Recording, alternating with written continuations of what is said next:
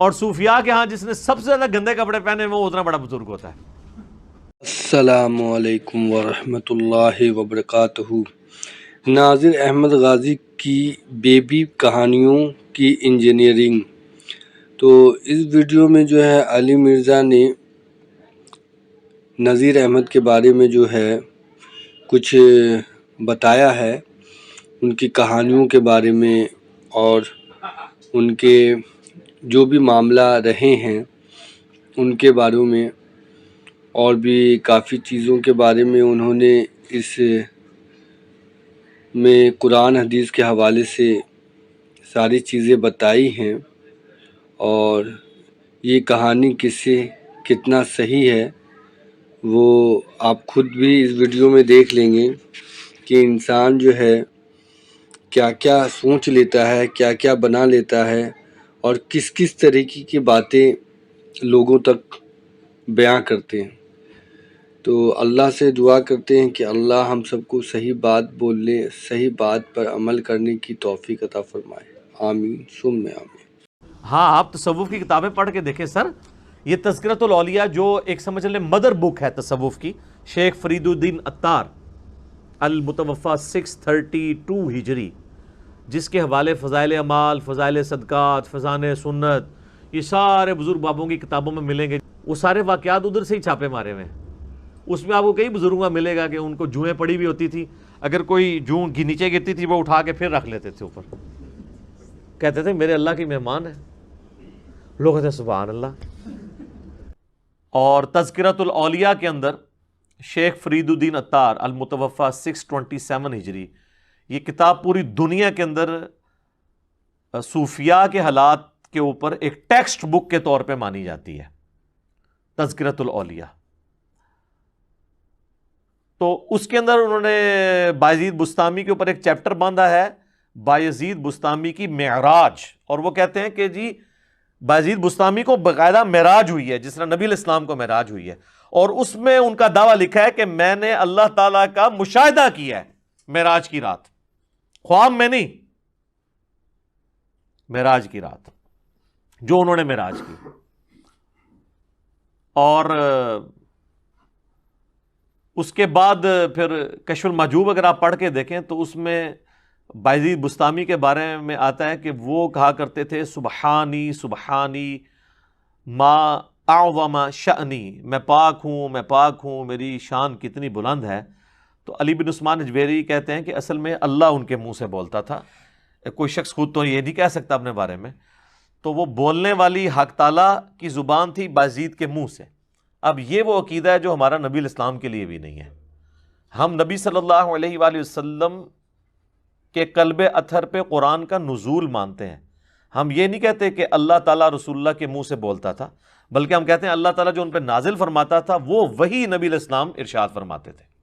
یہ عقیدہ تو ہمارا نبی علیہ السلام کے بارے میں بھی نہیں ہے۔ سید علی بن عثمان حجویری المتوفی 465 ہجری، انہوں نے کشف المحجوب لکھی ہے، اور اس میں وہ بایزید بستامی کے حوالے سے لکھتے ہیں کہ بایزید بستامی کہتے ہیں کہ جب میں پہلی دفعہ حج کے لیے گیا نا تو میں نے جو ہے نا وہ کعبہ دیکھا اور کعبے کے رب کو نہیں دیکھا۔ اب یہ کون سی ڈیمانڈ ہے، یعنی کہ وہاں پہ کوئی کون تھے جی بایزید بستامی؟ مختصر بسم اللہ الرحمن الرحیم۔ حضرت بایزید بستامی رحمۃ اللہ تعالی علیہ فرماتے ہیں کہ جب پہلی بار میں حج کے لیے گیا اور میری نظر پڑی تو میں نے دیکھا کہ خانہ کعبہ ایک عمارت ہے، اور کہتے ہیں پھر جب میں اگلی دفعہ گیا نا تو پہلا حج تو کہتے ہیں میرا ضائع گیا، اگلی دفعہ گیا تو میں نے بیت اللہ کو بھی دیکھا اور بیت اللہ کے رب کو بھی دیکھا، اور یہ وہ دعویٰ خواب میں نہیں کر رہے، بیداری میں کر۔ تو کہتے ہیں کہ جی میں نے کہا یہ بھی اس دفعہ بھی حج میرا گیا کیونکہ یہ تو شرک ہو گیا۔ فرمانے لگے کہ یہ پتھر اور یہ سب کچھ یہ تو ہر جگہ موجود ہے۔ فرماتے ہیں کہ میں سمجھ گیا اس سال میرا حج قبول نہیں ہوا۔ فرماتے ہیں اس کے بعد جب میں دوبارہ گیا، دوسری بار حج کے لیے پہنچا تو میں نے کعبہ کو بھی دیکھا، صاحب کعبہ کو بھی دیکھا۔ کعبہ بھی اور بیت اللہ بھی، یعنی جن لوگوں کو ان چیزوں کی سمجھ نہیں ہے۔ اور پھر کہتے ہیں میں جب تیسری دفعہ گیا نا تو کعبہ غائب تھا، صرف اللہ کو دیکھا۔ تو کہتے ہیں پھر بھی میرا حج نہیں ہوا کیونکہ اس میں موجود تھا. فرماتے ہیں کہ اس سے بھی مجھے تسلی نہیں ہو رہی تھی، اور اس کے بعد جب میں تیسری مرتبہ پہنچا تو وہاں پر صرف مشاہدہ ہی مشاہدہ تھا. سبحان اللہ. ٹھیک ہے نا. تو اب یہ وہ ایک کہانی ہے، اور یہ اتنی عجیب و غریب کہانی ہے کہ اکثر لوگ سن کے اس کو سبحان اللہ ہی کہتے ہیں کہ پتہ نہیں کتنی کو بڑی علمی کو بات کر دیتی ہے. خواب والا معاملہ تو بہت چھوٹا ہے، وہ تو کہتے ہیں بیداری میں دیکھا ہے. کشف المحجوب جو تصوف میں پہلی کتاب ہے فارسی زبان میں، عربی زبان میں تو اور کتابیں اس سے پہلے لکھی گئیں، لیکن فارسی میں پہلی جو ٹیکسٹ بک ہے تصوف پہ، وہ اعزاز آپ کو حاصل ہے. یعنی آپ کے ملک پاکستان میں لاہور میں وہ دربار ہے المعروف داتا دربار، اس میں انہوں نے ڈائریکٹ دعویٰ کیا ہے. لوگ یہ کون سے اخلاقیات لوگوں کو واقعات سنا کے ان کی مت ماری ہوئی ہے. تو پھر لوگ ہمیں کہتے ہیں جناب کہ جی اچھا جی اس کا مطلب پھر آپ فلاں واقعے کو بھی نہیں مانتے، آپ فلاں واقعے کو بھی نہیں مانتے. باقی جو کچھ آپ نے بزرگوں کے بارے میں کلیم کیا ہے وہ تو ہم نے کتاب و سنت کے دلائل کی روشنی میں ثابت کر دیا کہ آپ نے جو کچھ بزرگوں کے بارے میں کلیم کیا تھا وہ سارے جعلی واقعات تھے. ناظرین اکرام، یہی وجہ تھی، یہ اللہ پہ کامل یقین تھا. جب کونیا کا محاصرہ کیا پیجو خان نے، ہلاکو خان کے پوتے نے، سب لوگ روتے ہوئے آپ کی بارگاہ میں گئے. آپ جا کے ایک ٹیلے پہ کھڑے ہو گئے، اللہ کی بارگاہ میں نماز پڑھنا شروع کر دی. لوگوں نے دیکھا، انہوں نے کہا یہ کوئی جاسوس ہے. اس کے سپاہیوں نے تیر مارنے شروع کیے، کوئی تیر ادھر گزر جاتا کوئی ادھر، آپ کو لگتا نہیں تھا. پیجو خان کو پتہ چلا تو وہ بڑا تیر انداز تھا. اس نے کہا یہ کیسے ہو سکتا ہے، میں آگے جاتا ہوں. اسے جا کے پہلے تیر مارے، تیر نہیں پہنچے. پھر وہ تلوار لے کے آپ کو شہید کرنے کی غرض سے آگے بڑھا. اس کے گھوڑے کے پاؤں زمین میں دھس گئے. اس نے کہا بابا جی مجھے معاف کر دیں، اور اپنی ساری فوجیں لے کے واپس آ گیا اور کونیا کو فتح نہ کر سکا. انہاں بزرگاں نو کہو کہ جدوں تاتاریوں نے بغداد کی وہ سلطنت عباسیہ الٹی تھی اور سارا دجلہ جو ہے وہ مسلمانوں کے خون سے وہ سرخ ہو گیا تھا، تو اس وقت یہ کدھر بزرگ غائب تھے؟ یہ بزرگ تو تاتاریوں کے ہاتھوں وڈے گئے ہیں جناب. جی سب سے بڑا ان کا جو بابا ہے نا شیخ فرید الدین عطار، 627 ہجری میں فوت ہوئے ہیں، جنہوں نے تذکرۃ الاولیاء کتاب لکھ کے پوری دنیا کے اندر بابوں کے واقعات مشہور کیے ہیں. عربی میں یہ کتاب ہے، یہ ٹیکسٹ بک ہے. فضائل اعمال، فضائل سنت، آپ کو جتنی یہ کہانیاں سننے میں ملتی ہیں نا بزرگوں کے بارے میں، رابعہ بصریہ، بازید بستامی، جنید بغدادی، یہ ساری کہانیاں جمع کی تھی انہوں نے باپے نے 800 سال پہلے. اس کے تعارف میں آپ پڑھے تذکرۃ الاولیاء کے اندر، تو اس کو تاتاریوں نے قتل کیا، خود یہ مارے گئے ہیں تاتاریوں کے ہاتھوں. ویسے تاتاریوں نے سارے بزرگ فیل کر دیتے سن، جتوں جاندے سن سب ملیا میٹ کر جاندے سن، سارے نگاہ مارنے والے گئے، سب کچھ ختم ہو گیا. ٹھیک ہے، وہ اللہ نے ایسی چیز انہوں نے مسلط کی تھی. اڑ لو. پھر آپ کو یہ بھی کہانی کرائیں گے کہ جی وہ دیکھیں ایک صحابی کے گھوڑے کے قدموں سے جو خاک اڑتی ہے وہ اس کے گھوڑے میں نتنوں پہ بیٹھے کوئی غوث قطب ابدال کوئی بزرگ وہاں نہیں پہنچ سکتا. اور سیدوں کے سردار غوث پاک کہتے ہیں حضرت امیر معاویہ کی سواری جب چلتی تھی نا، سواری گھوڑا ہو اونٹ ہو، تو اس کی ناک میں جو غبار آ جاتا تھا وہ ولیوں سے بہتر ہے. تو یہ تو صحابہ خود نہیں اڑ سک رہے، آپ تو بزرگوں کے اڑنے کے بارے میں کلیم کرتے ہیں. بنائی ہوئی کتنی کتنی کہانیاں بنائی ہوئی ہیں. آپ بزرگوں کے بارے میں کہہ رہے ہیں ایک رات میں 8 قرآن پڑھ لیتے تھے. ہم نے بخاری مسلم سے ثابت کیا ہے کہ صحابہ اکرام علیہم رضوان سے جب نبی علیہ السلام نے کہا تم میں سے کسی کی استطاعت ہے کہ 1/3 قرآن ایک رات میں پڑھ لیں، ان کا کس کی استطاعت ہوگی؟ حضور نے فرمایا سورہ اخلاص پڑھ لو، 1/3 قرآن کے برابر. صحابہ تو کہتے ہیں ہم تو نہیں 10 پارے پڑھ سکتے. آج کی ڈیٹ میں 10 پارے تو زمانے میں نہیں تھے. آپ کے بزرگ تو ایک رات میں ایک ٹانگ کے اوپر ایک قرآن، دوسرے ٹانگ پہ دوسرا قرآن پڑھتے تھے. فرماتے ہیں 40 سال عشاء کے وضو سے میں نے فجر کی نماز اور 15 سال اس طرح گزارے. عشاء کے بعد اپنے حجرے میں آتا تھا، دیوار میں کھونٹی ایک لکڑی کا وہ جو کیل کہہ لو میخ گاڑ لی تھی، میں آتا اس کو پکڑتا اور ایک ٹانگ اٹھا لیتا اور قرآن کریم شروع سے پڑھتا سورہ فاتحہ سے، اور فجر سے پہلے اٹھائی ہوئی ٹانگ اس وقت زمین پہ رکھتا جب قرآن پورا پڑھ لیتا تھا. 15 برس مسلسل. ہم کہتے ہیں جب صحابہ کرام نہیں پڑھ سکتے تو باپے تو شاہی کوئی نہیں. ایک بزرگ تھے، مجھے یاد آتا ہے جی، یہ جو ہے نا ننکانہ صاحب کے پاس کوئی گاؤں ہے، ہمارے ایک دوست ہیں میاں اشرف صاحب، بڑے زبردست آدمی، وہ مجھے ایک دفعہ لے گئے تھے اور عجیب الرحمان وہاں نظام الدین ایک بزرگ تھے مجذوب، وہ ان کے عرس پہ لے گئے تھے. ان کی باتیں میں نے عجیب سنی. انہوں نے کبھی نہیں کہا کہ مجھے پیاس لگی ہے، کہہ رہے تھے اس کو پیاس لگی ہے, جی ہاں, کھانے کے وقت کہتے تھے اس کو کھانا لگا ہے, اور طے لرز حاصل تھا یہاں سے بہاولپور سائیکل لے کے وہ نکلتے تھے جی ہاں, اور کہتے تھے میں بہاولپور جا رہا ہوں, تو 2 منٹ بعد لوگ دیتے تھے وہ بہاولپور پہنچے ہوتے تھے. صحیح مسلم میں حدیث ہے, بنو سلمہ مسجد نبی کے قریب شفٹ ہونے کا ارادہ کرتے تھے, نبی علیہ السلام چوراہے کے پاس کھڑے ہوئے, آپ نے فرمایا تم لوگ کس لیے کھڑے؟ ان کا یا رسول اللہ اتنی دور سے آتے ہیں مسجد میں, تو ہم نے سوچا ہم گاؤں سے آپ کے پاس مسجد نبوی میں شفٹ ہو جائیں, اتنی دور سے ہمیں آنا پڑتا ہے. تو آپ نے فرمایا کہ جتنے قدم تم چل کے آتے ہو تمہارے لیے اتنا ہی ثواب لکھا جاتا ہے. تو انہوں نے پھر مدینہ شریف شہر میں شفٹ ہونے کا ارادہ ترک کر کے واپس چلے گئے. تو حضور کو تو مشورہ دینا چاہیے تھا کہ بعد میں غوث کتب ابدال اڑ کے آ جایا کریں گے, دوسرے ملکاں تو اسی گراں تو اڑ کے نہیں تھے آ سکتے نا. پرانیاں گلاں, پرانے بابے, پرانے فرقے. ٹھیک ہے, اور بخاری مسلم میں موجود ہے ایک صحابی کے سر میں جوئیں پڑ گئی اور نبی علیہ السلام کے ساتھ انہوں نے احرام یعنی باندھا ہوا تھا. تو انہوں نے کہا یا رسول اللہ مجھے یہ تو جوئیں پڑ گئی ہیں, جوئیں تنگ کر رہی ہیں, تو مجھے اجازت دیں میں بال منڈوا دوں. اب آپ جب تک احرام کی ساری پابندیوں سے آزاد نہیں ہوتے ہیں اس وقت تک تو بال نہیں منڈوا سکتے.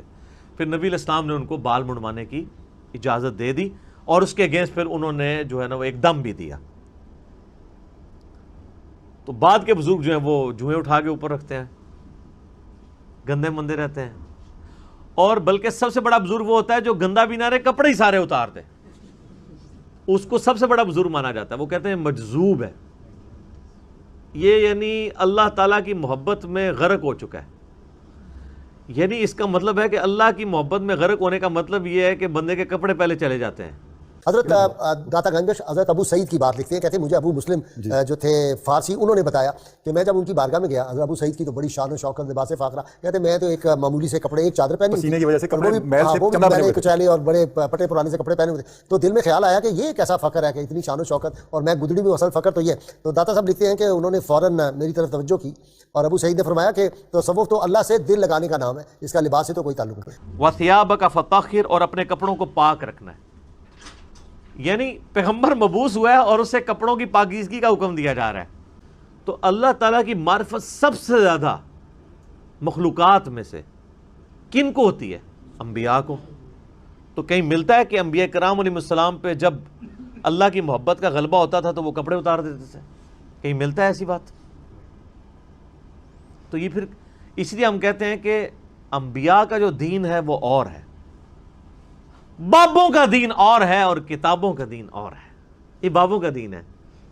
پھر ان کو جو بھی کہانی کہیں سے ملی ہے نا وہ انہوں نے اسی طریقے سے سنی ہے اور آگے بیان کر دی ہے بغیر تحقیق کیے. حضرت ذوالنون مصری رحمۃ اللہ علیہ ان ہستیوں میں سے تھے جن کو اللہ تعالیٰ فنا فی اللہ کی منزل پہ, جن کو اللہ نے یہ قوت عطا کی تھی کہ وہ پتھر کو ہاتھ لگاتے تھے وہ سونا بن جاتی تھی. ابھی وہ آپ نے مصباحی صاحب کو سنا ہوگا, وہ کہتے ہیں جی داتا صاحب ہجوم میں کہتے ہیں رب کی عزت کی قسم, پورے کا پورا درخت سونے کا, اس کے پتے سونے کے. آپ فرماتے خدا کی عزت و عظمت کی قسم پورا درخت, اس کی ٹہنیاں, اس کا تنا, اس کی جڑیں بھی سونے کی ہو گئی, سارا, ہاں سارے سونے کا ہو گیا. اچھا, نیچے دیکھا تو سونا, دائیں دیکھا تو سونا, بائیں دیکھا تو سونا, اوپر دیکھا تو سونا. اچھا, دائیں دیکھا تو سونا, بائیں دیکھا تو سونا, آگے دیکھا تو سونا, پیچھے دیکھا تو سونا. علی بن عثمان اجویری رشین سٹیٹس میں سے غالباً آذربائیجان یا کسی خراسان والی سائڈ پہ کسی بابے کو ملے ہیں. اس بابے نے اپنا واقعہ سنایا ہے کہ میرے پیر صاحب جو تھے نا وہ ان کو ایشو ہو گیا تھا کہ بال کٹوانے کے لیے پیسے نہیں ملے تھے, تو انہوں نے اللہ سے پیسے مانگے, اور وہ کہتے ہیں میں درخت پہ چڑھا ہوا تھا تو میں نے دیکھا اوپر دیکھا تو سونا, نیچے دیکھا. یہ بات علی بن عثمان اجویری نے نہیں دیکھی نا, وہ چڑھے ہوئے تھے, ان سے اس بابے نے کہا, ان بیچاروں نے سیدھے سادے بندے تھے, کوئی ہماری ویڈیوز تو دیکھی نہیں ہوئی تھی انہوں نے کہ وہ پوچھتے کہ اما سونا کتوں نکل آیا.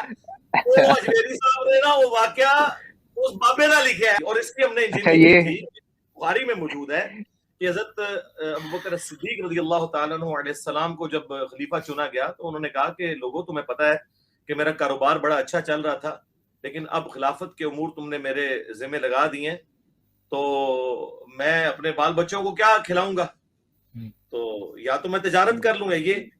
تو پھر صحابہ کرام نے مشورہ کر کے ان کا ایک وظیفہ مقرر کیا, اور بخاری کے الفاظ ہیں کہ مسلمان بیت المال سے ابو بکر ان کے گھر والوں کا خرچہ اٹھائیں گے اور اس کے عوض ابو بکر جو ہے امور خلافت کو چلائیں گے.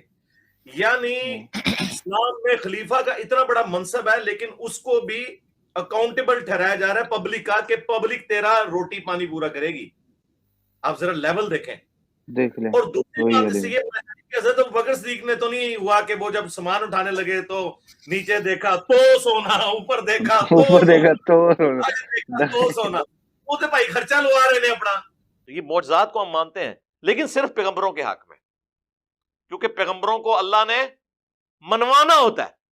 کس لیے؟ اپنے تعارف کے لیے. پیغمبروں کے بعد کسی کو اللہ نے منوانا نہیں ہوتا. کرامت اور معجزہ الگ چیز ہے. معجزہ بھی کوئی کر کے نہیں دکھا سکتا جب تک کہ اللہ تعالیٰ کی طرف سے اذن نہ ہو جائے. مثلا جب موسیٰ علیہ السلام کے بارے میں قرآن حکیم میں کئی جگہ یہ واقعہ آیا ہے, جب اللہ سے ان کی پہلی ملاقات ہوئی ہے, اس کی کیفیت اللہ بہتر جانتا ہے. اور اللہ تعالیٰ نے پوچھا ہے تیرے ہاتھ میں کیا ہے؟ انہوں نے کہا آسا ہے, میں اس سے جو ہے وہ اپنی بکریوں کے لیے پتے جھاڑتا ہوں اور بھی باقی کام بھی اس سے کرتا ہوں.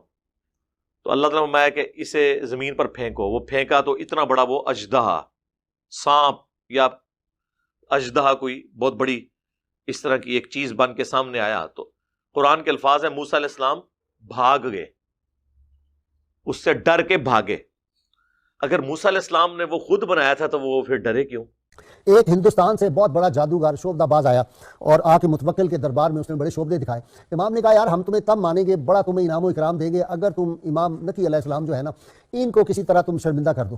اس نے کہا لائیں جی, لا کے بٹھا کے اس نے کہا کہ روٹی کے ٹکڑے کر کے مختلف دسترخوان پہ رکھ دیں اور امام صاحب سے کہیں جی آپ تلاوت فرمائیں. جب امام پاک ہاتھ آگے کرتے تو روٹی کا ٹکڑا دور ہو جاتا. یہ وہ کرتب دکھا رہا تھا. امام صاحب نے 2-3 دفعہ دیکھا, پھر آپ نے کہا اچھا تم تو اپنی اس خباثت سے باز نہیں آتے, پھر ہم تمہیں دکھاتے ہیں اللہ نے ہمیں کیا قوت عطا کی ہے. شیر بنا ہوا تھا, کارپٹ جس پہ بیٹھے ہوئے تھے شیر بنا ہوا تھا. آپ نے کہا شیر اٹھو اور اس کا کام تمام کر دو. وہ شیر بالکل اصلی حالت میں وہ کارپٹ سے اٹھتا ہے, بالکل شیر بن جاتا ہے اور اس شعبدہ باز جادوگر کو اسی وقت کھا جاتا ہے. اب آج کے دور میں کوئی بندہ اٹھے اور وہ کہے کہ جناب یہ کیسے کیسے کہانیاں بن گئے, یہ کیسے ممکن ہو سکتا ہے, تو اب اس کا تو کوئی علاج نہیں نا. مثلا کوئی بندہ ہے وہ بڑائی کا کام کرتا ہے, کوئی جو ہے وہ راجگیری کا کام کرتا ہے, کوئی جو ہے پلمبر کا کام کرتا ہے, تو ان کو معجزات اور کرامات سمجھ نہیں آ سکتے. قرآن کو اگر پڑھ لیا ہوتا کہ کس طرح فرعون کے دربار میں موسیٰ علیہ السلام نے اپنا عصائے موسوی پھینکا تھا اور کس طرح وہ سانپ جو بنے ہوئے تھے رسیاں وہ کس طرح کھا گیا تھا, تو پھر تو سمجھ آئے. تو پہلی دفعہ حضرت موسیٰ علیہ السلام کا بھاگنا اس بات کا ثبوت ہے کہ انہوں نے خود کچھ نہیں کیا تھا, ان کو تو پتہ ہی نہیں تھا میرے ساتھ کیا ہونا ہے. اور اس درجے تک قرآن حکیم میں آیا کہ جب وہ سمندری جھیل کے کنارے پہنچے تو قوم نے کہا کہ موسیٰ مروا دیا نا تو نے, پیچھے بھی موت آگے بھی موت, آگے سمندری جھیل پیچھے فرعون کی فوج, اور موسیٰ علیہ السلام بھی اپنے دل میں گھبرا گئے. تو اللہ فرماتا ہے ہم نے ان کو وحی کی کہ یہ جو عصا تیرے ہاتھ میں ہے نا اسے سمندر پہ مار اور تیرے لیے راستہ بن جائے گا. انہوں نے مارا, راستہ بن گیا. مجھے بتائیں یہ اللہ کو کہنے کی ضرورت کیوں پیش آئی؟ اس لیے کہ موسیٰ علیہ السلام کو نہیں پتا تھا. وہ یہی سمجھتے تھے کہ میں جب اس کو پھینکوں گا نا یہ اژدہا بنے گا. ان کو یہ پتہ ہی نہیں تھا کہ اس سے یہ کام بھی ہو سکتا ہے, اور اگر وہ کر بھی لیتے راستہ نہیں تھا بننا جب تک اللہ کا اذن نہیں ہونا تھا. اس طرح کے قرآن پاک کے جو واقعات ہیں وہ اور ہیں. تخت بلقیس کا واقعہ لے آتے ہیں. اگر آپ سمجھتے ہیں اس طرح کی چیزیں ٹرانسفر ہوئی ہیں تو کرو نا, کر کے دسو. آؤ میڈیا تے کرو, انٹرنیشنل میڈیا کو ہم بلاتے ہیں, BBC کو, CNN کو, جیو کو, ARY کو, دنیا ٹی وی والوں کو بلاتے ہیں. آپ پبلکلی کریں اور ساروں کو اپنا مرید کر لیں, لیکن وہ پبلک آپ کی نہیں ہونی چاہیے جس طرح وہ ڈیوڈ کاپرفیلڈ اور کرس اینجلز لے کے بیٹھا ہوا ہوتا ہے. نیوٹرل پبلک ہو, لگ پتا جائے گا. ایک اڑاتے ہیں میدان. اسی لیے بہت مشہور واقعہ ہے کہ حضرت غلام حسن سواگ رحمۃ اللہ علیہ جو تھے, وہ ایک نوجوان ان کے پاس آتا تھا سکھ, اور وہ ان کی تعلیم سے متاثر ہوا, ان کی محفل سے مسلمان ہو گیا. اور اس کا ایک بھائی جو تھا وہ پولیس آفسر تھا, اس کو بڑا غصہ آیا اور اس نے آ کے کہا کہ ہم تو آپ پہ مقدمہ کریں گے, آپ نے یہ ہمارے نوجوان کو جو ہے وہ اپنا متاثر کر کے اور مسلمان کر لیا, تو یہ ہم برداشت نہیں کر سکتے. تو آپ نے کہا چلیں اس پہ تو شاید ہم نے کوئی زبردستی کی, تو یوں کر کے انگلی سے کہا کہ تمہیں بھی ہم نے زبردستی مسلمان کیا, تو وہ فوری کلمہ پڑھ کے دائرہ اسلام میں داخل ہو گیا. تسی تے کہندے ہو ساڈا بابا کتوں لنگ جائے, اینی نورانیت ہوندی سی چہرے تے, یعنی اللہ دے نبی تو بھی زیادہ. او نہیں جی اللہ دے نبی کی تو نورانیت پہ پردے اللہ نے ڈالے ہوئے تھے, چلو ٹھیک ہے. مولا علی تو بھی زیادہ. مولا علی جب گئے ہیں خیبر پہ تو آپ بخاری مسلم کے الفاظ ہیں، آپ نے پہلے ان کو کہا اسلام قبول کرو، تو مولا علی کا چہرہ دیکھتے ہی ساروں کو کلمہ پڑھ لینا چاہیے تھا نا، مرب کو مرنے کی نوبت ہی نہ آتی ہے۔ یار اگر مولا علی کا چہرہ دیکھ کے مرب نے کلمہ نہیں پڑھا تو تواڈے بابے تے شے ہی کوئی نہیں۔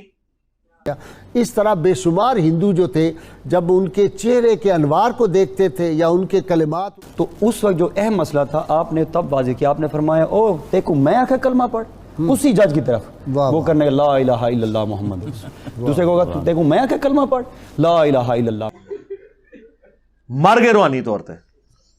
اس طرح کی کہانیاں کرا، لیکن اب اللہ کا شکر ہے بابے مر گئے جے، کیونکہ ویڈیو دی برکت نہ جو کوئی کرے گا کہیں گے یار لے آؤ، ورنہ دیکھیں جتنا ہم نے ہنگامہ یوٹیوب پہ کھڑا کر دیا ہے، ابھی تک تو ہزاروں بابے سامنے آ جاتے ہیں کہ ہمارے پرانے سارے بابوں کی کرامتیں سٹیک پہ لا گئی ہیں، انجینئر آج آیا ویک میں کرن لگاؤں، کوئی ایک سامنے آئے۔ دیکھیں میں اپنے نبی صلی اللہ علیہ وسلم کے دفاع کے لیے سامنے آ گیا ہوں نا، سارے بابے فیل کر دیے ہیں، تو تسی تے آئی کروڑوں ہی چو دنیا چ ایک بھی نہیں سامنے آ رہے اپنے بابے دا کے دفاع کرے۔ تو خواجہ غلام حسن پیس رحمۃ اللہ کی یہ صفت واضح تھی کہ آپ کئی دفعہ اشارہ نہیں بھی کرتے تھے، صرف اس کو دیکھ لیتے تھے، ٹھیک، اور وہی کہ سرکار نے فرمایا کہ آپ کے وصال کے بعد لوگ آپ کے سکھ اور ہندو بھاگتے تھے دور کہ کہیں مسلمان نہ کر دے، تو جب آپ کا وصال ہوا تو وصال کے بعد آپ کی میت مبارک کو لے کے جا رہے تھے، تو سکھ جو بھاگتا دوڑتا تھا ڈرتا تھا کہ نہیں جانا سامنے، اس نے کہا آج تو وصال ہو گیا، آج تو دیکھ لو۔ اچھا، تو جب وہ بھاگ کے گیا اور ہجوم تھا کافی بھاگ، اس نے کہا ہٹ جو مجھے دیکھنے دو، آج تو دیکھنے دو، تو جیسے ہی دیکھا کہا لا الہ الا اللہ۔ واہ سبحان، وہ آپ کے بزرگ تو نگاہ مار کے سجے پاسے اسلام پھیر کے حافظ، کھبے پاسے اسلام پھیر کے ناظرہ بنا دے رہے نے، ٹھیک ہے کرتے رہنا تو ان بھی کرو نا۔ اور ہمیں کیا کہانیاں سنا سنا کے ٹوکے پکڑا دیے امام کے ہاتھ میں، جی او جی امام مالک فرماندے نے امت مر جائے اگر نبی دی گستاخیاں ہو رہی ہیں نے۔ امام مالک فرماندے سن پھر امت زندہ کیوں ہے، پھر مر جائے ساری، پھر مر جائے ساری، پوری عالم اسلام اس وقت یا تو مر جائے، یا تو مر جائے سارا عالم اسلام، یا پھر حضور کی عزت پر پہرا دے بس۔ سرکار اے غوث کتب ابدال امت نہیں ہے، انہوں نے اپنے نبی کا کلمہ نہیں پڑھا ہوا، یہ تو بلکہ چیمپئن ہے، یعنی ہمارے صحابہ کرام تو فرنٹ سے خود لیڈ کرتے تھے نا اپنے معاملات کو، تو تمہارے بابے فرنٹ سے لیڈ کریں نا، ختم کریں گستاخوں کو نگاہ مار کے کرو، اپنے ہی بندے مار دے رہے ہو۔ کہتے سبحان اللہ، وہ ظالموں، اللہ کے نبی کا کرتا ڈائریکٹ صحابہ کے پاس موجود تھا، صحیح مسلم میں کالا جبہ نکالا گیا، ام سلمہ نے کہا کہ یہ اللہ کے نبی پہنتے تھے اور ہم اس کا دھون مریضوں کو شفا کے لیے جو ہے وہ پلاتے ہیں۔ تو قادسیہ اور یرموک میں صحابہ کرام رسول اللہ کا کرتا کیوں نہیں لے گئے ادھر رومنز اور پرشینز کے خلاف؟ اور اس سے بڑی بات، جب نبی علیہ السلام وہ خود کرتا پہنے ہوئے تھے تو آپ جس گلی سے گزرتے تھے تو سارے کافر کلمہ کیوں نہیں پڑھ لیتے تھے؟ حضرت ابو الحسن خرقانی ایک بزرگ گزرے ہیں، یہ حضرت باعزید بستامی کے سجادہ نشین تھے، اتنے بڑے آدمی تھے، اپنا جبہ دیا محمود غزنوی کو، جب مشکل آئی تو دعا مانگنا آگے رکھ کے اللہ فتح دے دے گا۔ تو محمود کہتے ہیں جب سومناتھ کے مندر نہیں فتح ہو رہے تھے تو میں نے بابے کا جبہ سامنے رکھ کے دعا کی تو اللہ نے مجھے فتح دے دی۔ کہتے ہیں بابا جی رات خواب میں ملے تو کہنے لگے تو نے کیا قیمت ڈالی میرے جبے کی؟ کہا حضور کیا مطلب؟ فرمانے لگے تو میرا جبہ سامنے رکھ کے دعا کرتا کہ یا اللہ ہندوستان کے سارے کافر مسلمان ہو جائیں تو اللہ نے توفیق ایمان دے دینی، یہ تو نے کیا دعا مانگی ہے؟ او جی ابو الحسن خرقانی کا کرتا تھا جی محمود غزنوی کے پاس، سومناتھ پہ اتنے حملے کیے کوئی فتح نہیں ہوئی، پھر انہوں نے ایک دفعہ جو ہے کرتا اٹھا کے یوں جناب دعا کی، اللہ تعالیٰ نے فتح دے دی جی۔ رات کو ابو الحسن خرقانی خواب میں آئے اور کہا تو نے میرے کرتے کی اتنی کم قیمت لگائی، اگر تو یہ کرتا اٹھا کے دعا کرتا نا کہ قیامت تک یہاں کوئی کافر نہ پیدا ہو تو یہ ساری سب کانٹیننٹ میں جتنے لوگ ہیں یہ کلمہ پڑھ لیتے۔ تو خدا کے لیے اپنی آنکھیں کھولیں۔ لوگ کہتے ہیں نا جناب کہ جی جینے صاحب ہر وقت نیگیٹیوزم پھیلا رہے ہیں، نہیں سر، یہ ہم نے پازیٹیوٹی پیدا کی ہے، نیگیٹو تو آپ لوگ تھے کہ ان کو ذہنی غلام بنا دیا تھا آپ لوگوں نے، ہم نے آپ کے بابوں کی غلامی سے چھڑا کر انہیں اس شخص کی غلامی میں دیا جس کی قبر مدینے میں ہے صلی اللہ علیہ وآلہ وسلم۔ صحیح بخاری میں آتا ہے کہ یہودیہ نے حضور کی دعوت کی اور آپ کو زہر دے دیا، کچھ اصحاب اس زہر کی وجہ سے شہید ہو گئے، حضور کی بھی زبان پہ آپ نے رکھا تو اللہ نے معجزانہ طور پہ آپ کو بتا دیا، لیکن اس کا اثر آپ کے اندر چلا گیا. اور ابو داؤد میں تفصیل ہے کہ ان صحابہ کی شہادت کے عوض نبی علیہ السلام نے اس یہودیہ کو قتل کروایا. اور بخاری کے الفاظ ہیں، اے عائشہ وہ جو 4 سال پہلے میں نے وہ زہر آلود کھانا کھایا تھا، آج بھی میری رگیں کاٹ رہا ہے. اس زہر کا اثر واپس آیا اور آنری طور پہ حضور کو شہادت کی، اللہ تعالیٰ نے موت دی، لیکن یہ آنری شہادت تھی. تو اب مجھے بتائیں، اگر صحابہ کرام علیہم رضوان زہر آلود کھانا کھا لیں اور شہید ہو جائیں، اللہ کے نبی بھی زبان پہ رکھیں اور آپ کی رگیں وہ کاٹے، تو بابے تے شاہی کوئی نہیں. ان میں بولا کہ نہ بولا؟ ہاں. اور جڑے سمجھنا سی بڑی شہ وہاں زہر تیار کرنے ہیں تواڈے واسطے، اپنے ہتھی دیاں گا تانوں. آ جاؤ جڑا بابا ہے جی، سب فراڈ ہے. ان چیزوں کو آپ معجزات کے ساتھ کمپیئر نہ کریں. یہ جو بزرگان دین کے بارے میں، صوفیاء کے بارے میں یہ لوگ دعوے کر رہے ہیں، یہ ساری ان کی منہ شگافی ہیں. انہی سے پوچھیں کہ کیا صحابہ اکرام علیہم رضوان میں کوئی ایک بھی کامل الایمان شخص ایسا نہیں تھا کہ جو اللہ تعالیٰ کو دیکھ سکتا؟ کوئی ضعیف روایت ہی بتا دیں کہ سیدنا ابو بکر، عمر، عثمان و علی رضی اللہ عنہم اجمعین و علیہم السلام اجمعین، یہی اولو العزم اصحاب رسول ہیں نا، خلفائے راشدین صلی اللہ علیہ وآلہ وسلم و رضی اللہ عنہم اجمعین. تو ان کو تو کبھی کوئی دیدار اس طرح کا نصیب نہیں ہوا. تو یہ لوگ زیادہ حقدار تھے اللہ تعالیٰ کو دیکھنے کے یا بعد کے لوگ؟